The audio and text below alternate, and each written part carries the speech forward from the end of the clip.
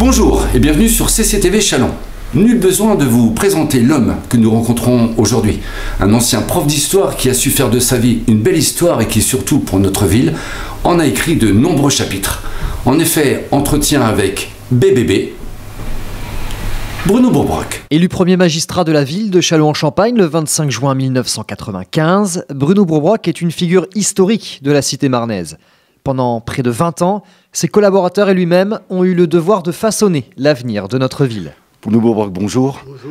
Est-il besoin de le rappeler, vous avez été maire de notre ville pendant 2 décennies.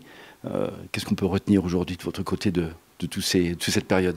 C'est une aventure d'être maire au profit de l'ensemble d'une population, de toute une population, de contacts, de rendez-vous personnels et de rendez-vous de solidarité, dirais-je. La bibliothèque municipale, la comète, le renouveau de la galerie en centre-ville, du parc des expositions et de certains quartiers, quelques faits marquants de la magistrature Bourbrock. Il y a quelque chose dont vous êtes particulièrement fier dans tout ça ? Je crois que nous avons fait cela avec mon équipe, car je ne suis pas seul à avoir réalisé tout cela, mais tout cela est bien d'autres choses. Est-ce que vous changeriez des choses par contre aujourd'hui par rapport à ce qui a été fait ? Non, je suis toujours parti de l'idée qu'il ne fallait jamais avoir de regrets, et pas plus là que dans aucun autre domaine je n'ai de regrets. Autre fait marquant, le changement d'appellation de la ville, exit le Châlons-sur-Marne, retour au Châlons-en-Champagne ancestral. 2 objectifs, renouveler l'image de la cité et favoriser l'attractivité économique. 17 ans après, l'attractivité de la ville, justement, fait quelque peu grincer les dents. Ça ne fait pas chose facile, mais je rappelle qu'il ne s'agit pas d'un nouveau nom. Il s'agit d'un retour au toponyme qui existait jusqu'à la Révolution française. 17 ans après, qu'est-ce qu'il en reste ? Je crois que là aussi, c'est aux Chalonnais et puis aux visiteurs de la ville de le dire. Je crois qu'il y a une transformation profonde sur le plan culturel, une transformation profonde sur l'aspect des choses. Et j'entends toujours dire, encore aujourd'hui, mais il ne se passe rien à Châlons. Bon Dieu, mais que les gens regardent ce qui se passe et qu'ils le voient et qu'ils le disent. Seulement, moi, j'ai un peu peur que les Châlonnais ne croient pas en leur ville. Après avoir abandonné ses mandats de maire et de député, Bruno Bourbrock reste cependant très engagé politiquement. Actuel président de la communauté d'agglomération de Châlons-en-Champagne, l'homme façonne encore et toujours l'avenir de son territoire. Eh bien, la CAC, la communauté d'agglomération de Châlons, cité en Champagne, oui, puisque c'est son nom officiel, oui, regroupe 38 communes, 37 autour de Châlons, et elle a dans ses responsabilités un certain nombre de compétences que n'a plus ou n'a pas la ville-centre de Châlons. Le développement économique, par exemple, c'est de notre responsabilité. C'est bien sûr les transports, d'une manière générale. Et puis beaucoup de gestion, beaucoup de choses sont de la responsabilité de la communauté d'agglomération, qui est une collectivité. Elle n'est pas juridiquement une collectivité, mais j'allais dire, pour faire simple, une collectivité distincte de la ville-centre de Châlons. Oui. Tous ensemble, plus forts pour les projets. Tous ensemble, plus forts pour les projets. Et aujourd'hui, justement, il y a des projets vraiment précis ? Le plus important d'entre eux, c'est la mise en œuvre du contrat de redynamisation que nous allons signer avec l'État à l'occasion de l'inauguration de la foire exposition avec le Premier ministre. Et puis, parmi les projets concrets immédiats, je vais citer en vrac le pôle aquatique ludique de la rive gauche, le groupe scolaire de Condé, la station d'épuration des Nids, et puis la participation à beaucoup de décisions de la ville de Châlons en ce qui concerne différents équipements. En qualité de maire, Bruno Bourbrock a inauguré bon nombre de foires expositions, le rendez-vous incontournable de la cité marnaise.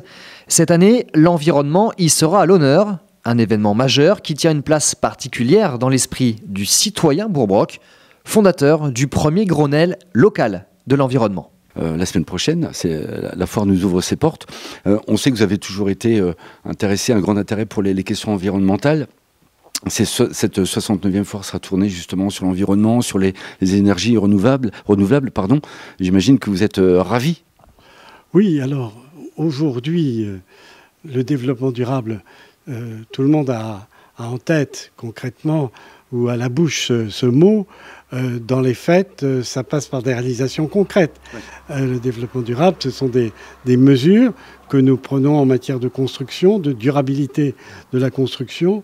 Mais l'environnement et le développement durable, ce ne sont pas seulement les petits oiseaux. Ce sont des mesures concrètes, la réduction de la consommation d'énergie et des mesures concrètes en matière d'habitat, par exemple.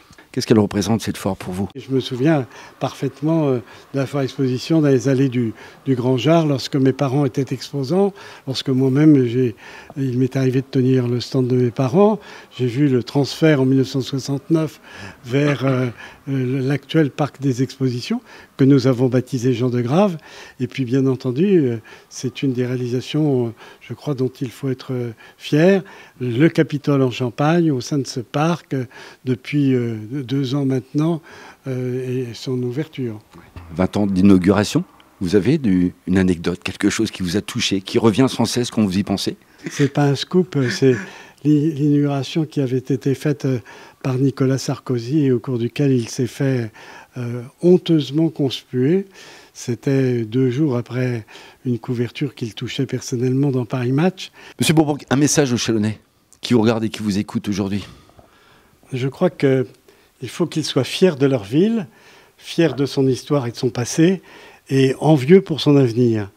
Il faut qu'ils se disent que l'avenir, il est fait par tout le monde, pas seulement par les élus, pas seulement par les responsables, mais chacun à notre place, nous contribuons à bâtir l'avenir du territoire sur lequel nous vivons. Bien conscient des actuelles difficultés rencontrées par sa ville de cœur, Bruno Bourbrock se veut malgré tout positif et appelle les Chalonnais à la riposte. C'est également à vous de faire vivre votre territoire. Châlons, dans les 5 ans, dans les 10 ans, grand maximum, vous le voyez comment, monsieur Bourbrock? Châlons, demain, ce sera une ville différente et sans armée, ou presque sans armée, avec probablement moins de fonctionnaires, dont j'espère que toutes les initiatives qui seront prises d'ici là permettront un nouveau développement. Sous quelle forme les nouvelles technologies vont changer, changent déjà la donne, mais Châlons restera, j'en suis persuadé, une ville à taille humaine, agréable à vivre, où la convivialité n'est pas un vain mot, donc une ville où il sera encore, et peut-être davantage encore, agréable à vivre.